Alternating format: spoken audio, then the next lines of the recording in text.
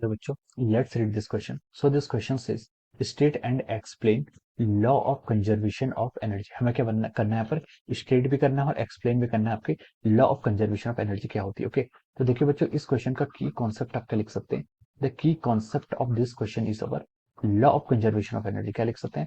Law of conservation of energy या फिर conservation of energy क्या लिख सकते हैं? This is the key concept of this question. Okay, law of conservation of energy, ये क्या हो जाएगा इस क्वेश्चन का आपका की कॉन्सेप्ट हो जाएगा. ओके, तो चलिए बच्चों, अब हम कंजर्वेशन ऑफ एनर्जी को डिफाइन करते हैं. कंजर्वेशन ऑफ एनर्जी ये बोलता है कि आपकी टोटल सिस्टम की जो एनर्जी होती है क्या होती है, total energy of the total system क्या होती है आपकी इज इक्वल टू कांस्टेंट. जो आपकी टोटल एनर्जी होती है वो क्या रहती है आपकी कांस्टेंट रहती है. ओके, इसका इसका दूसरा स्टेटमेंट क्या देखिए, टोटल एनर्जी का क्या मतलब, आपकी जो भी आपकी टोटल एनर्जी होगी ये आपकी मैकेनिकल एनर्जी भी हो सकती है, केमिकल भी हो सकती है, थर्मल भी हो सकती है. ओके, लेकिन जो आपकी यूनिवर्स की टोटल एनर्जी है अगर हम बोले तो वो क्या रहती है आपकी कांस्टेंट रहती है.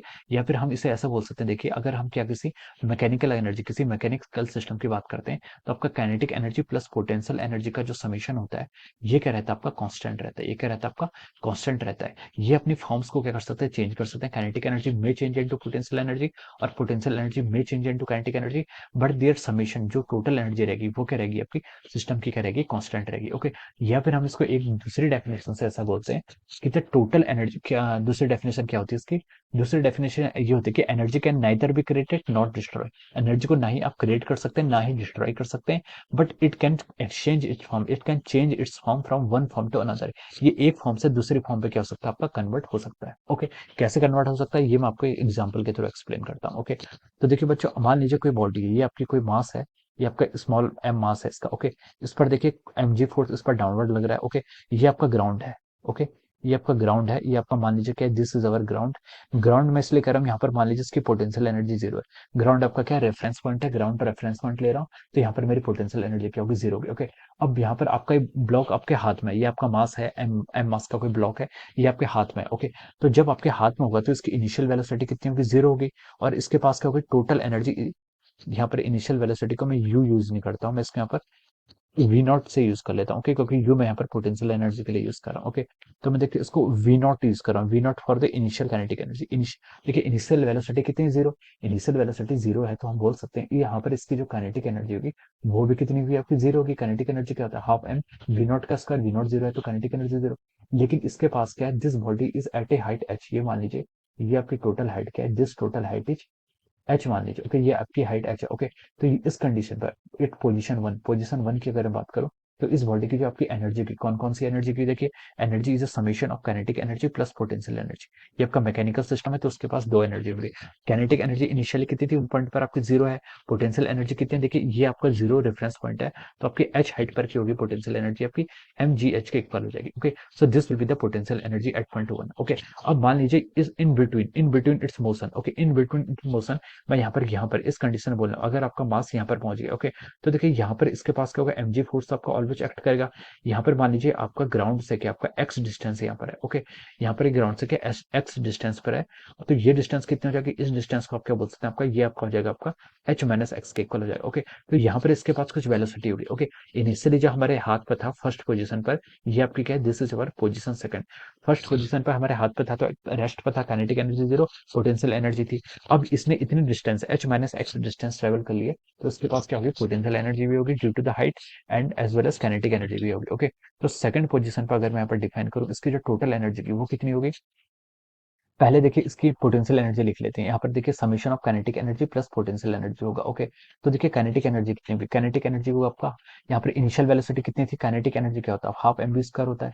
हाफ एम बी स्क्वायर होता है plus potential energy. Potential energy कितना होगा, एच एक्स डिस्टेंस है from the zero potential energy level से, तो उसकी पोटेंशियल एनर्जी इस पॉइंट पर कितनी हो जाएगी, एम जी एक्स के इक्वल हो जाएगी. ओके, वेलोसिटी यहाँ पर डिफाइन करेंगे तो हमें यहाँ पर v की वैल्यू कैलकुलेट करनी है. v कितना होगा, इनिशियल वेलोसिटी की v नॉट कितनी है आपके यहाँ से, जीरो है. ओके, डिस्प्लेसमेंट कितना कर लिया इसने, डिस्प्लेसमेंट यहाँ पर इसने h माइनस एक्स कर लिया. ओके, अब आपको v की वैल्यू फाइंड आउट करनी है. ओके, अब आपको देखिए एक्सेलरेशन पता है, एक्सेलरेशन डाउनवर्ड डायरेक्शन में ले रहे हैं. यहाँ पर एक्सेलरेशन आपका g आएगा, क्या लेगा एक्सेलरेशन हम यहाँ पर जी लेंगे। ओके, तो देखिए बच्चों, अब यहाँ पर से क्या डिफाइन कर सकते हैं आपका, अब हम यहाँ पर से आपका v की वैल्यू हमें फाइंड आउट करनी है। तो v क्या होता है आपका, v, अब देखिए आपका, देखिए a क्या है, एक्सेलरेशन आपका g के इक्वल है, यानी कि आपका यूनिफॉर्म एक्सेलरेशन का केस है, और यूनिफॉर्म एक्सेलरेशन के केस में आपका v square minus u square is equal to 2s, इस इक्वेशन का हम यूज करते हैं। ओके, यहाँ पर v नहीं है, ये आपको v नॉट का स्क्वायर मान लेंगे। ओके, इनिशियल एनर्जी कितनी थी आपकी, जीरो थी, तो ये तो आपका वैसे जीरो हो जाएगा।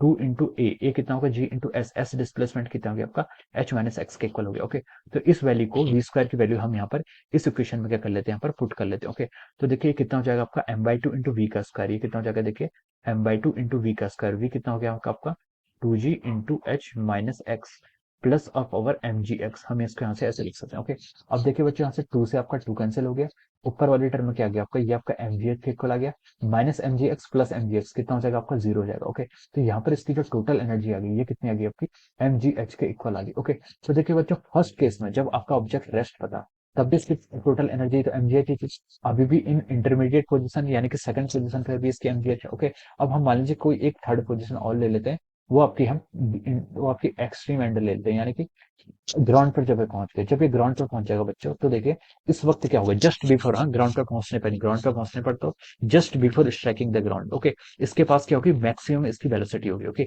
लेकिन यहाँ पर इसकी पोटेंशियल एनर्जी तो जीरो हो जाएगी, पोटेंशियल एनर्जी जीरो हो जाएगी, ऑल एनर्जी जितनी भी एनर्जी होगी क्या होगी, यहाँ पर इसकी काइनेटिक एनर्जी के इक्वल होगी, और टोटल एनर्जी कितनी होती है, देखिए आपकी kinetic energy plus potential energy. Okay, this is the point three, आपका थर्ड पॉइंट है। ओके, तो kinetic energy plus potential energy के इक्वल होगा। ओके, काइनेटिक एनर्जी कितनी होगी, देखिए यहाँ पर इसकी काइनेटिक एनर्जी हम लिख सकते हैं आपका हाफ एम वी के स्क्वायर होगी, हाफ एम वी का स्क्वायर प्लस पोटेंशियल एनर्जी, ये टर्म का कंट्रीब्यूशन तो जीरो हो गया है। अब हमें वी स्क्वायर की वैल्यू यहाँ पर फाइंड आउट करनी है। ओके, तो बच्चों अब हम वी स्क्वायर की वैल्यू कैसे फाइंड आउट करेंगे, देखिए हम अगेन इस इक्वेशन का यूज करेंगे, v square minus c square equal to two s. Okay, तो देखिए मैं इस इक्वेशन को यहाँ पर यूज करता हूँ, तो v square minus u square, initially ये जीरो का था, तो इनिशियल वेलोसिटी जीरो थी, टू इंटू एक्सेलरेशन तो जी था, इंटू डिस्प्लेसमेंट, डिस्प्लेसमेंट देखिए इसने एच डिस्टेंस इनिशियल से कहां से जीरो से लेकर एच पर आ गया, तो उसकी यहाँ पर वी स्क्वायर कितना हो जाएगा, टू जी एच के इक्वल हो जाएगा।